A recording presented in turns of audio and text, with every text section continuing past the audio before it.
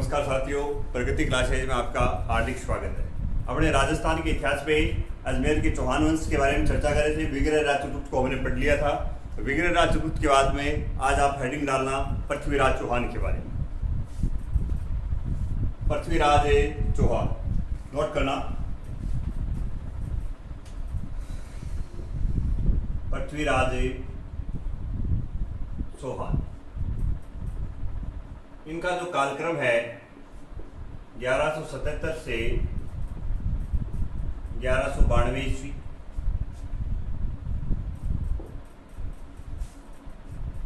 तो पृथ्वीराज जो चौहान जो थे, इनका जन्म है 19 मई 1166 ईस्वी को गुजरात में होता है।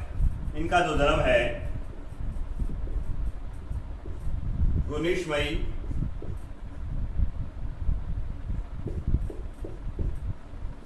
1166 ईस्वी अहिल पाटन गुजरात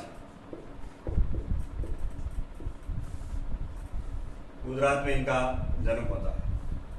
पिता मैंने आपको बताया था विग्रह राजपूत के भाई थे सोमेश्वर का ये सोमेश्वर चौहान इनके पिता का नाम है। सोमेश्वर चौहान।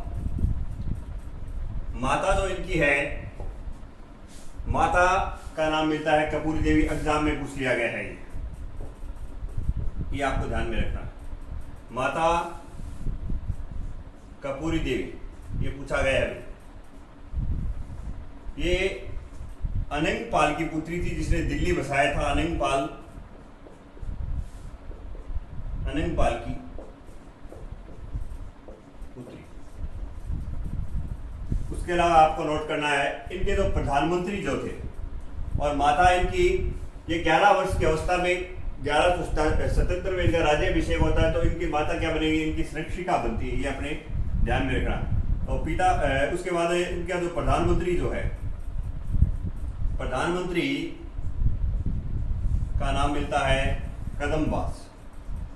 कदम्बवास या केमास। सेनाध्यक्ष या जो सेनापति है वो इनका भुवनमल है। सेनापति या जो सेनाध्यक्ष है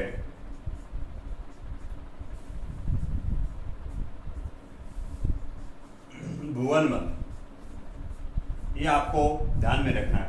प्रारंभिक जो समस्या, छोटी अवस्था में ये जब शासक बनता है तो प्रारंभिक समस्याओं का समाधान कौन करता है? वो ये कदम्बवास करता है। प्रारंभिक के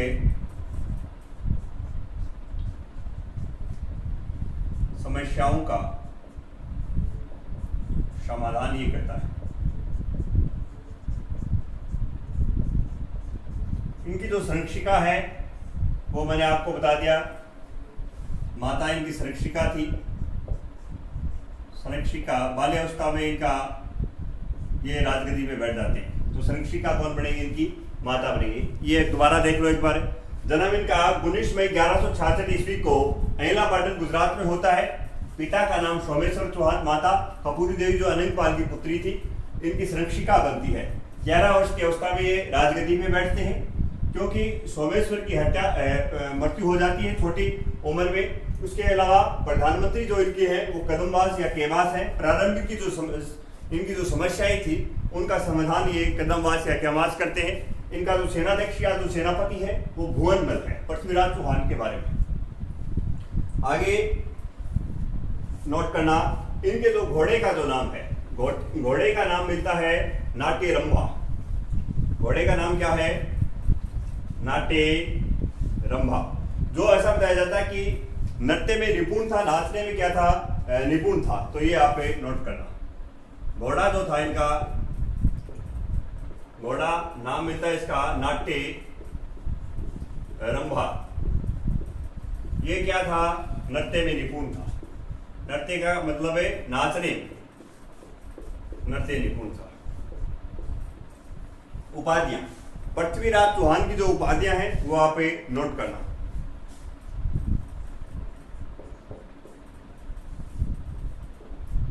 उपाधियों में इन्हें राय पिथौरा कहा जाता है।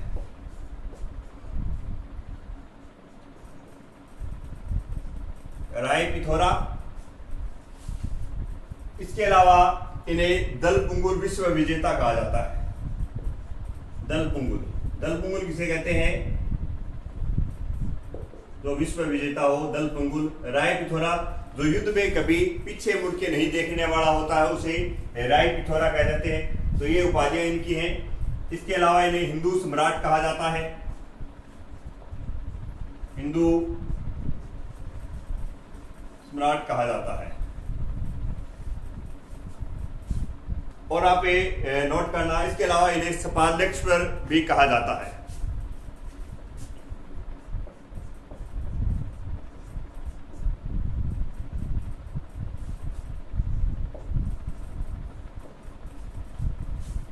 मैंने आपको ऊपर वाली दो याद रखनी है, दोनों एग्जाम में पूछ ली गई हैं। घोड़े का नाम पूछ लिया गया है एग्जाम में। तो घोड़ा इनका नाट्यरंबा था। उपाधियों में दो आपको याद रखना है, राय पिथौरा व दलपुंगुल। राय पिथौरा का मतलब है युद्ध में कभी पीछे मुड़ के न देखने वाला। दलपुंगुल का मतलब होता है विश्व विजेता। आगे एक कंसेप्ट और नोट करना, ख्वाजा मोइनुद्दीन चिश्ती जो थे वो इनके काल में ही भारत आए थे और मोहम्मद गौरी के साथ आए थे। तो नोट करना है ख्वाजा मोइनुद्दीन चिश्ती, यहां नोट करना। आगे ख्वाजा मोइनुद्दीन चिश्ती।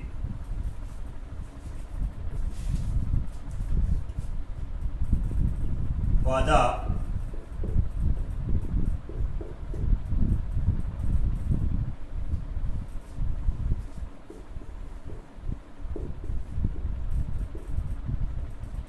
चिश्ती। तो ख्वाजा साहब जो थे चिश्ती संप्रदाय के थे। तो चिश्ती सिलसिले में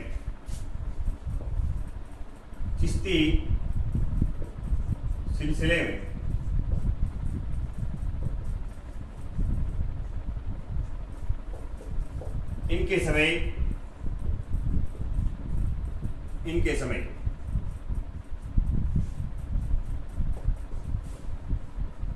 मोहम्मद गौरी के साथ भारत आए। गौरी के साथ भारत आए तो द्वितीय युद्ध में आए थे। तराइन का जो सेकंड युद्ध हुआ उस टाइम में आते हैं 1192 ईस्वी के लमसम में। चिश्ती सिलसिले में इनके समय मोहम्मद गौरी भारत आए थे। ख्वाजा मोइनुद्दीन चिश्ती, ख्वाजा मोइनुद्दीन जो चिश्ती की जो जन्म है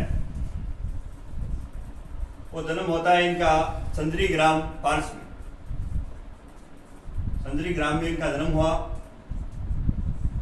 फारस के थे, फारसी थे। ये आपको ध्यान में रखना, संदरी ग्राम में इनका जन्म होता है। इसके अलावा आपको नोट करना, इनके दो पिता का नाम मिलता है गयासुद्दीन महमूद। पिता ख्वाजा मोइनुद्दीन चिश्ती के दो पिता जो थे वो गयासुद्दीन महमूद, गयासुद्दीन महमूद। माता का नाम मिलता है बीबी मनहूर। माता बीबी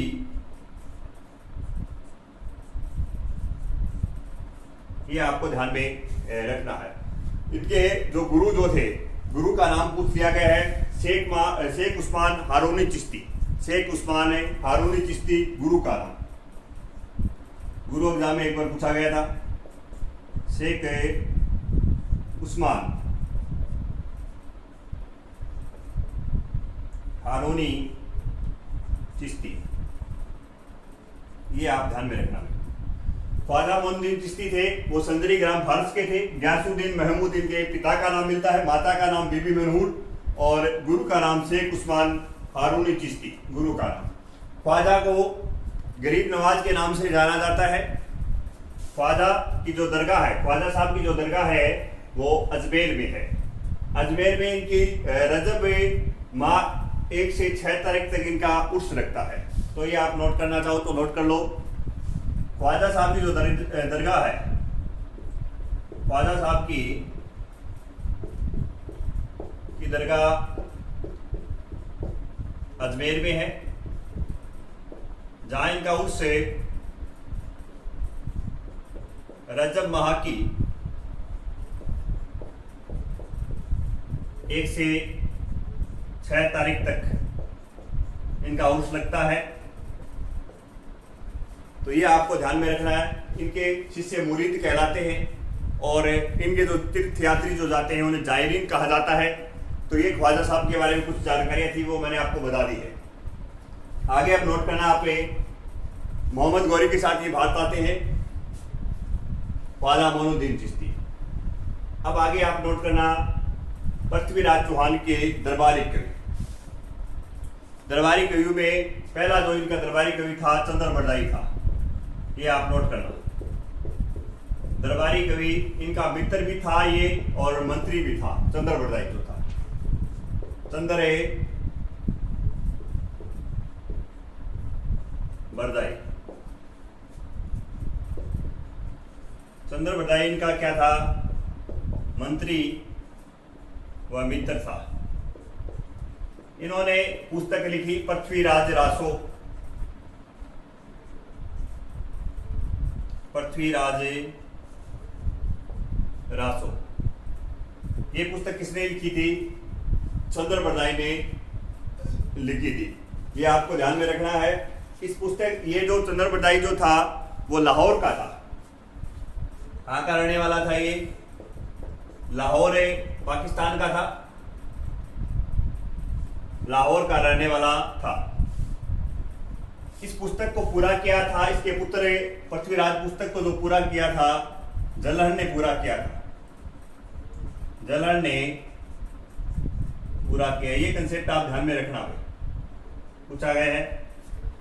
तो चंद्र बरदाई लाहौर के रहने वाले थे। इन्होंने पुस्तक लिखी पृथ्वीराज रासो, जिसे जलहर ने पूरा किया था। ये पुस्तक पिंगल भाषा में लिखी गई है। भाषा इस पुस्तक की कैसी है, पृथ्वीराज जो है रासो, ये भाषा इसकी पिंगल भाषा में ये लिखा गया है। ये आपको ध्यान में रखना है, पिंगल भाषा में लिखा गया है। और देखना, इससे जो ग्रंथ है ये तो पृथ्वीराज रासो का, ये राजस्थानी भाषा का प्रथम बड़ा ग्रंथ है। पृथ्वीराज रासो राजस्थानी भाषा का प्रथम बड़ा ग्रंथ है, ये आप नोट करना। पृथ्वीराज रासो राजस्थानी भाषा का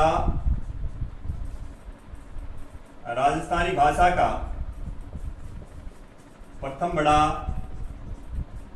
ग्रंथ है, ये आप नोट करना। दोबारा देख लो एक बार। दरबारी कवि था इसका नंबर 1 पे चंद्र बरदाई, पहला दरबारी कवि चंद्र बरदाई। मंत्री भी था, मित्र भी था, दरबारी कवि भी था, लाहौर का रहने वाला था। इन्होंने पुस्तक लिखी पृथ्वीराज रासो, जिसे जलहर ने पूरा किया है। ये पुस्तक जो है पिंगल भाषा में लिखी गई है और पृथ्वीराज रासो राजस्थानी भाषा का प्रथम बड़ा ग्रंथ बताया जाता है। आगे नोट करना, इसमें जो जानकारियां मिलती हैं इस पुस्तक में, पृथ्वीराज रासो में जो जानकारियां क्या मिलती हैं वो नोट करना।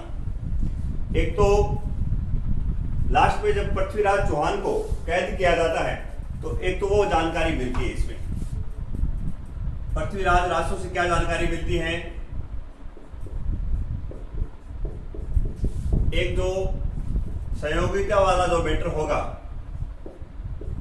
वो दोनों, ये जो जानकारियां ये पृथ्वीराज रासो के अनुसार मिलती हैं। तो ये आप नोट करना, जानकारी मिलती है। पृथ्वीराज शब्द भेदी बाण चलाने में एक्सपर्ट थे। पृथ्वीराज शब्द भेदी बाण चलाने में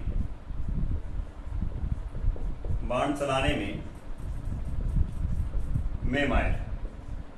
ये बात है, इसकी जानकारी कहां से मिलती है कि पृथ्वीराज जो शब्द भेदी बाण चलाने में माहिर थे वो चंद्र बरदाई की जो पुस्तक है पृथ्वीराज रासो, उससे ये बात जानकारी मिलती है। इसलिए कहा गया है 4 बांस 24 गज, 24 गज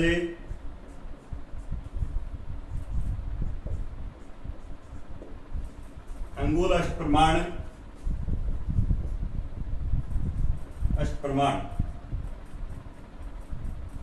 4 बांस है 24 गज। ये लाइन पूछी गई एग्जाम में, किसके लिए कहा गया है, ये पृथ्वीराज चौहान के बारे में कहा गया है। 4 बांस है 24 गज अंगुल अष्टप्रमाण ता ऊपर बैठा ता ऊपर बैठा सुल्तान मत चूके चौहान, ये लाइन कही गई है। ता ऊपर बैठा सुल्तान मत चूके चौहान, ये बातें किसके बारे में कही गई है? तो ये पृथ्वीराज चौहान के बारे में कही गई है। ये लाइन तो कही गई है वो पृथ्वीराज चौहान के बारे में कही गई है। ये उस समय लास्ट में जब पृथ्वीराज चौहान को जब कैद कर लेते हैं तब ऐसा बताया जाता है, इस शबद भेदी बाण लास्ट में इसके आंख पे पट्टी बांध देते हैं पृथ्वीराज चौहान के, उसके बाद भी ये बिना देखे यहाँ बाण चला देता है। तो ये आपको ध्यान में रखना है। ये लाइन किसके लिए कही गई? 4 बांस 24 गज अंगुलष्ट प्रमाण ता ऊपर बैठी सुल्तान मत चुके चौहान।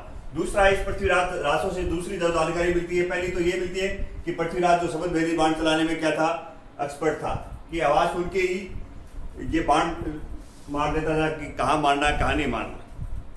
दूसरा जो कंसेप्ट मिलता है पृथ्वीराज और सहयोगिता का जो विवाह होता है उसका कंसेप्ट इसी में मिलता है। पृथ्वीराज वह सहयोगिता विवाह का वर्णन इसी पुस्तक में मिलता है। ये अपने पृथ्वीराज जो सहयोगिता का जो वर्णन है वो पढ़ेंगे। आगे देखो, दूसरा इनके दरबार में जो कवि था वो था जयानक। जयानक के जिसने लिखी थी पृथ्वीराज विजय पुस्तक थी जयानक की। दूसरा दरबारी कवि इसका जयानक था। जयानक ने पुस्तक लिखी पृथ्वीराज विजय। दरबारी कवि दोनों ये पूछ लिए गए हैं, जयानक और चंद्रबरदाई। इसके अलावा आपको और ध्यान रखने हैं, एक तो विद्यापति गौड़ था, तीसरा दरबारी कवि था विद्यापति गौड़। विद्यापति गौड़। आगे एक और याद रखना है वागीश्वर। इसके अलावा जनार्दन। ये 5 इसके दरबारी कवि थे। तो मैंने आपको 2-3 तो ये ध्यान में रखना है जो एग्जाम में पूछे गए। विद्यापति गौड़, वागीश्वर, जयानक और पृथ्वीराज रासो जो लिखी थी चंद्रबरदाई ने, तो चंद्रबरदाई, ये चारों कवि आपको ध्यान में रखने हैं। दरबारी कवियों के बाद में अब अपने चर्चा करते हैं इनकी सैनिक उपलब्धियां। तो नोट करना, सैनिक उपलब्धियों में पहली जो सैनिक उपलब्धि है, प्रथम विजय जो इनकी है वो अपने चचेरे भाई के विरुद्ध थी। सैनिक उपलब्धियां,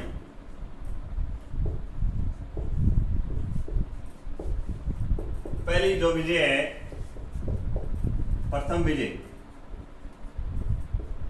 विजय इनकी विग्रह राजपूत की जो थी वो अपने, इनका जो चचेरा भाई था नागार्जुन, तो इसने नागार्जुन के विरुद्ध थी। नागा अर्जुन के विरुद्ध। ये विग्रह राज चतुर्थ का पुत्र था।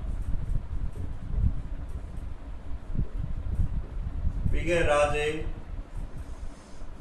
चतुर्थ का पुत्र था नागार्जुन। नागार्जुन कौन था? विग्रह राज चतुर्थ का पुत्र था। और इससे नागार्जुन को ये पृथ्वीराज चौहान हरा देते हैं। तो पहली विजय तो इसके खिलाफ है। दूसरा आप नोट करना, द्वितीय विजय। सेकंड जो इनकी जो दूसरी जो विजय है, ये युद्ध लड़ेंगे तुमुल का युद्ध। तो ये नोट करना, द्वितीय विजय है, द्वितीय विजय। द्वितीय विजय जो है इसे तुमुल युद्ध बोलते हैं।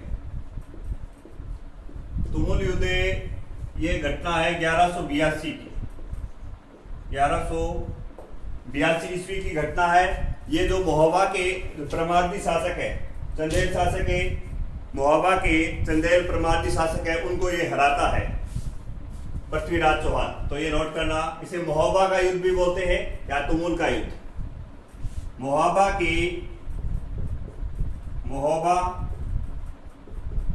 के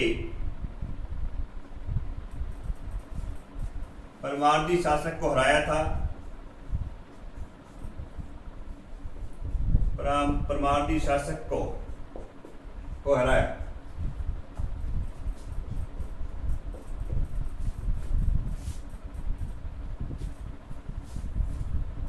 इसमें इसके परमार्दी के जो दो सेनापति थे अल्लाह व उदल, वो मारे जाते हैं। ये आपको ध्यान में रखना। परमार्दी के चंदेल शासक था, मोहबा के चंदेल शासक के परमार्दी के जो सेनापति, ये एग्जाम में पूछ लिया गया भाई, एग्जाम में आया था ये। परमार्दी के सेनापति अल्लाह व उदल इस युद्ध में वीर गति को प्राप्त हुई। इस युद्ध में वीर गति को प्राप्त हुई। ये आपको ध्यान में रखना है। दोबारा देख लो। पहली विजय नागार्जुन के विरुद्ध पृथ्वीराज चौहान विजित होते हैं। दूसरी विजय मोहबा या मध्य प्रदेश के चंदेल शासक परमार्दी जो शासक है, परमार्दी शासक को हराया था इसने तुमुल के युद्ध में। तुमुल का युद्ध 1182 में होता है। परमार्दी के जो सेनापति अल्लाह व उदल मारे जाते हैं। एग्जाम में ये पूछ लिया गया है, दूसरा कंसेप्ट भी। आगे नोट करना। तीसरा जो युद्ध है नागौर का युद्ध है। नागौर के, इसमें गुजरात के चालुक्य शासक के, नागौर जो युद्ध है उसमें गुजरात के चालुक्य शासक भीमदेव द्वितीय को हराता है। ये कंसेप्ट आपको नोट करना है।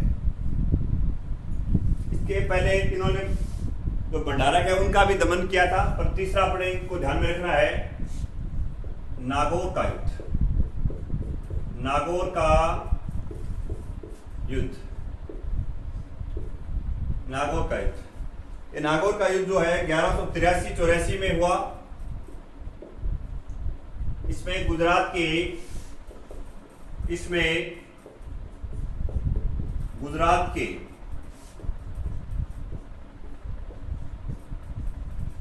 चालुक्य शासक भीमदेव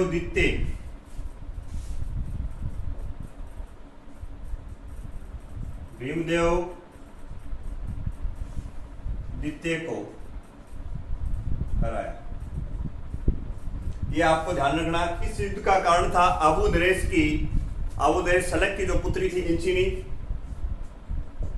ये इस युद्ध का कारण थी। इस युद्ध का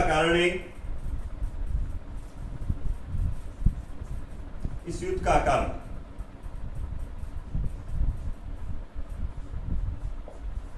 आबू नरेश से कई जेत सिंह बताते हैं, इनके पिता का नाम कई सलक बताते हैं।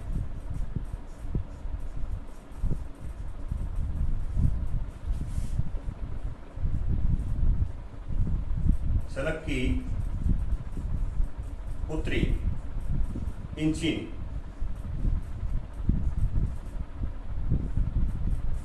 देखो क्या कारण था।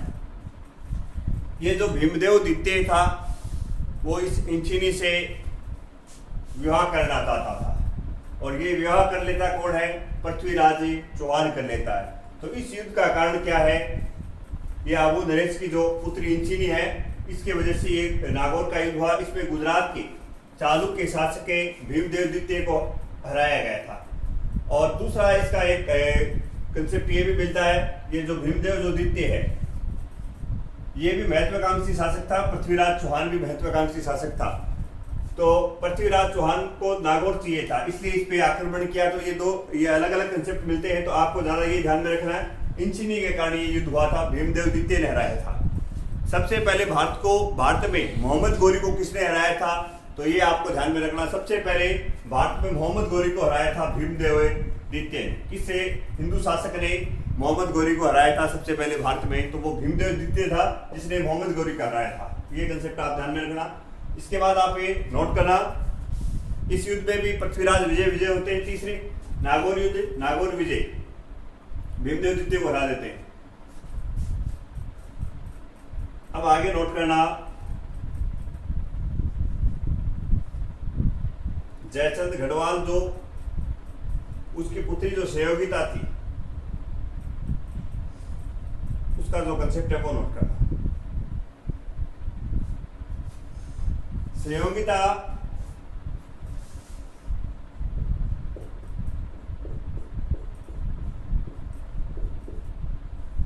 सहयोगिता सहयोगिता और पृथ्वीराज चौहान दोनों का जो ननिहाल था वो दोनों का ननिहाल कहाँ था? दिल्ली था। ये आपको ध्यान में रखना होगा। सहयोगिता का ननिहाल कहाँ है? ननिहाल दिल्ली है। इधर पृथ्वीराज चौहान का भी पृथ्वीराज चौहान का भी ननिहाल कहाँ है? दिल्ली है। दिल्ली में दोनों ननिहाल में एक दूसरे के साथ नजरें मिलती हैं, दोनों को प्यार होता है। तो ये पृथ्वीराज चौहान जो है सहयोगिता से क्या करने लगता है? प्यार करने लगता है। पर इनके जो पिता है, पिता का नाम जयचंद गढ़वाल था। जयचंद जो गढ़वाल हैं वो ये नहीं चाहते कि पृथ्वीराज इनका क्या बने? दामाद बने। तब ये ऐसा बताते हैं, जयचंद गढ़वाल ने एक यज्ञ रखा था जिसका नाम है राष्ट्रीय यज्ञ। राष्ट्रीय यज्ञ में इसने इसे सहयोगिता का स्वयंवर रख दिया। स्वयंवर में ऐसा बताया जाता है सभी राजाओं को बुलाया गया, पृथ्वीराज चौहान को नहीं बुलाया जाता है। और पृथ्वीराज चौहान को जब नहीं बुलाया जाता तो पृथ्वीराज चौहान को अपने आप को क्या है? अपमानजनक दृष्टि से देखते हैं कि यार अपने को बुलाया नहीं, अपने आप में इसका अपमान समझते हैं। तब ऐसा बताया जाता है। एक और इसमें ऐसा बताया जाता है जयचंद गढ़वाल ने जब इनको नहीं बुलाया था तो इसकी प्रतिमा बनाई थी। प्रतिमा कहने का मतलब पुतला बना दिया था। तब ऐसा बताया जाता है जो इनकी जो पुत्री जो सहयोगिता थी इस प्रतिमा के ही माला डाल देती है और उसके बाद ये पृथ्वीराज चौहान वहां जाते हैं, सहयोगिता का अपहरण कर देते हैं और आपस में सहयोगिता और पृथ्वीराज चौहान का जो विवाह था उसे गंधर्व विवाह बोलते हैं। कौन सा विवाह? गंधर्व विवाह। ये आपको ध्यान में रखना है। जब इस बात का जयचंद गढ़वाल को गुस्सा आता है कि अपनी पुत्री का ये अपहरण कर लिया जाता है, तब ऐसा बताया जाता है इसने मोहम्मद गौरी को भारत आने के लिए जयचंद गढ़वाल ने निमंत्रण दिया था। ये आप कंसेप्ट ध्यान में रखना कि मोहम्मद गौरी किसके कहने पे भारत आया था? तो जयचंद गढ़वाल के कहने पर भारत आया। उसके बाद ये 1194 में इसकी हत्या कर देगा। मोहम्मद गौरी जयचंद गढ़वाल की 1194 में हत्या कर देता है। तो ये आप कंसेप्ट ध्यान में रखना।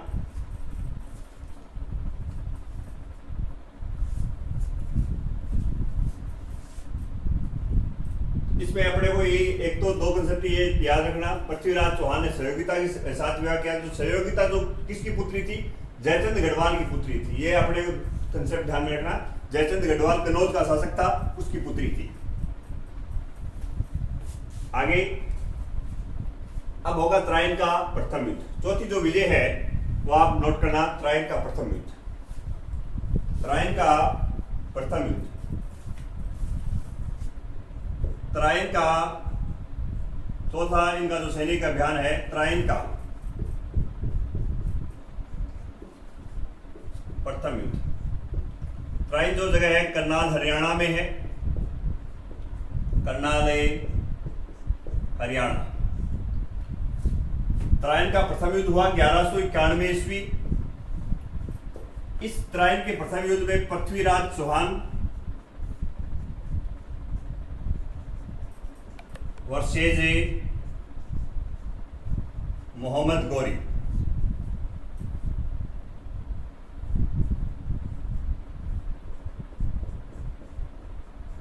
मोहम्मद गौरी, ये आपको ध्यान में रखना। मोहम्मद गौरी और पृथ्वीराज चौहान के बीच में ये युद्ध हुआ था। इस युद्ध में पृथ्वीराज चौहान का जो सेनापति जो था वो खांडे राव था। सेनापति कौन था पृथ्वीराज चौहान का? खांडे राव। ये आपको ध्यान में रखना है। सेनापति पृथ्वीराज चौहान का। तो मोहम्मद गौरी इस युद्ध में हार जाता है। पृथ्वीराज चौहान क्या होते हैं? विजय।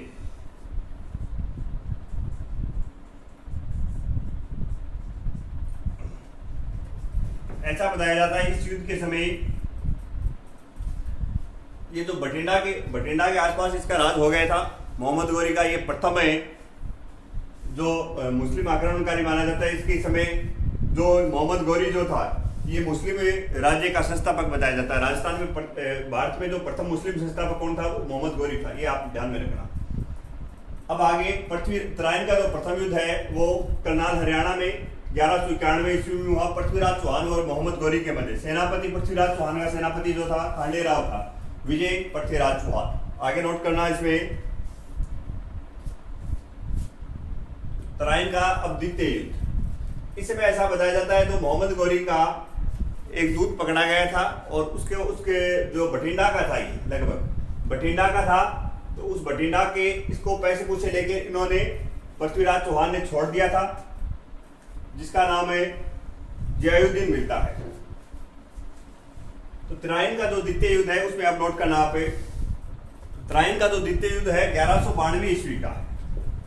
तराइन का एक साल बाद फिर आ गया तराइन का द्वितीय युद्ध।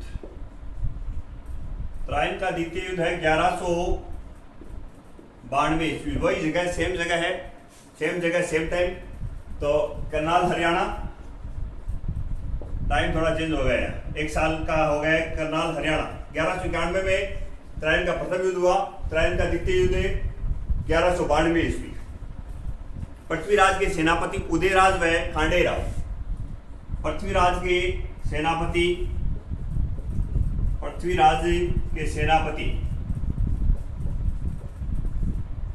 उदयराज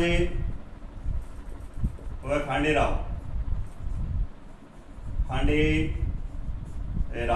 दूसरा आप नोट करना, क्याम उल मुल्क के इसका सेनापति था मोहम्मद गौरी का। क्याम उल मुल्क जो था मोहम्मद गौरी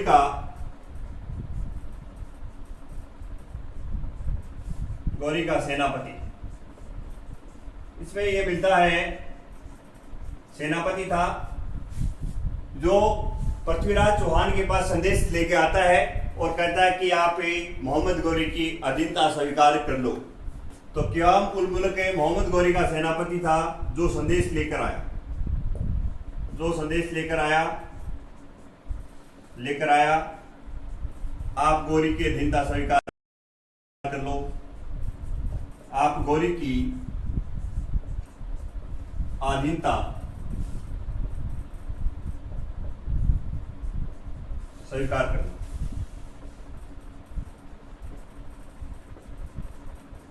युद्ध से पहले आया था, ये आपको ध्यान में रखना है। तो इस युद्ध में क्याम उल मुल्क जो मोहम्मद गौरी का सेनापति है और वो संदेश लेकर आता है कि आप गौरी की अधीनता स्वीकार कर लो। पृथ्वीराज के सेनापति उदयराज व खांडेराव। पृथ्वीराज के जो मंत्री जो गौरी से जा मिले वो सोमेश्वर व प्रताप सिंह थे। इस युद्ध में तराइन का द्वितीय युद्ध चल रहा है। तराइन के द्वितीय युद्ध में प्रताप सिंह और सोमेश्वर दो ऐसे इनके मंत्री थे, किसके, पृथ्वीराज चौहान के। और वो किससे जा मिलते हैं, वो मिलते हैं मोहम्मद गौरी से। तो ये आप नोट करना, पृथ्वीराज चौहान के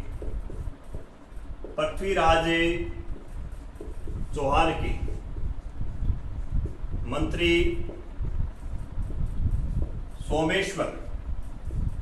सोमेश्वर व प्रताप सिंह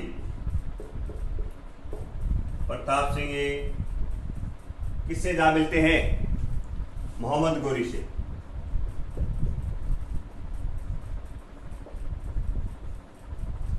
मोहम्मद गौरी से जा मिले, ये आपको ध्यान में रखना है। फिर क्या होना था, परिणाम गौरी विजय हो गया। परिणाम जो इस युद्ध का परिणाम गौरी विजय रहा। उसके बाद ऐसा बताया जाता है इनको बंदी बना लिया जाता है पृथ्वीराज चौहान को। और जो लाइन मैंने आपको पृथ्वीराज रासो चंद्र बरदाई के द्वारा लिखी गई थी, 4 बाह से 24 गज 8 अंगुल प्रमाण और ता ऊपर बैठे सुल्तान मत चुके चौहान, ये लाइन यहाँ कही गई थी। लास्ट में शब्द भेदी बाण चलाता है पृथ्वीराज चौहान, ऐसा बताया जाता है कि सुल्तान की हत्या कर देता है। तो इससे पृथ्वीराज चौहान और गौरी के मध्य जो युद्ध हुए उनको अलग अलग पुस्तकें बताती हैं, अलग अलग पुस्तकों का अलग अलग मत है, तो वो आप नोट करना। पृथ्वीराज चौहान और गौरी के मध्य युद्ध पृथ्वीराज चौहान व गौरी के मध्य युद्ध। तो पुस्तक है वो अलग अलग पुस्तक ये कहती है कि इतने इतने बार युद्ध हुआ। तो पृथ्वीराज रासों के अनुसार पृथ्वीराज रासों के अनुसार पृथ्वीराज चौहान व मोहम्मद गौरी के मध्य 23 बार युद्ध हुआ, ये कहती है। पृथ्वीराज रासो क्या कहता है? 21 बार युद्ध हुआ, ये आप ध्यान में रखना, 21 बार युद्ध हुआ। पृथ्वीराज रासो के अनुसार पृथ्वीराज चौहान व गौरी के मध्य 21 बार युद्ध हुआ। दूसरा आप कंसेप्ट नोट करना, सुरजन चरित्र के अनुसार भी 21 बार युद्ध हुआ है। सुरजन चरित्र 21 बार युद्ध हुआ। इसके अलावा आप नोट करना, हमीर महाकाव्य के अनुसार 7 बार युद्ध हुआ। हमीर महाकाव्य के अनुसार 7 बार युद्ध हुआ। प्रबंध चिंतामणि के अनुसार 23 बार युद्ध हुआ। प्रबंध चिंतामणि जो ग्रंथ है उसके अनुसार ये युद्ध 23 बार युद्ध हुआ इनके मध्य। पृथ्वीराज चौहान व गौरी के मध्य पृथ्वीराज रासों के अनुसार तो 21 बार, सुरजन चरित्र के अनुसार 21 बार युद्ध हुआ, अमीर महाकाव्य के अनुसार 7 बार और प्रबंध चिंतामणि के अनुसार 23 बार युद्ध हुआ था। उसके बाद गौरी विजय हो जाता है। गौरी के सेनापति कुतुबुद्दीन ऐबक ने और यहाँ अजमेर का शासक गोविंद राज को बना देता है। तो ये आप नोट करना, कुतुबुद्दीन ऐबक ने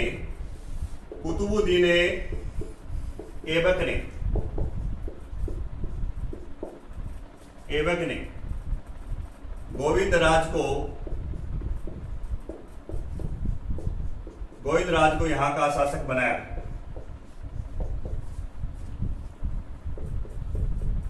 ये गोविंद राज पृथ्वीराज चौहान का पुत्र था, ये आपको ध्यान में रखना। अगला जो कंसेप्ट मिलता है, गोविंद राज का हराकर चाचा हरिराज यहाँ का शासक बन जाता है। गोविंद राज को हराकर इनका जो चाचा था, गोविंद राज को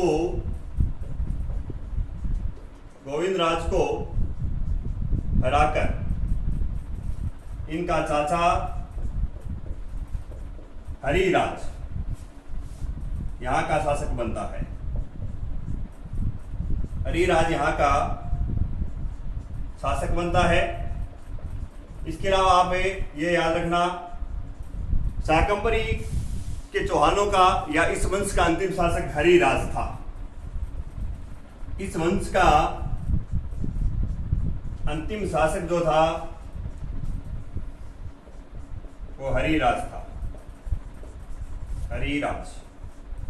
ये कंसेप्ट मिलते हैं। तो कुतुबुद्दीन ऐबक ने गोविंद राज को यहाँ का शासक बनाया था, जो मोहम्मद गौरी का दूत था। कुतुबुद्दीन ऐबक गोविंद राज को हराकर इनके चाचा यहाँ हरिराज यहाँ का शासक बनते हैं अजमेर के, और इस वंश का जो अंतिम शासक है वो हरिराज बनता है। धन्यवाद साथियों।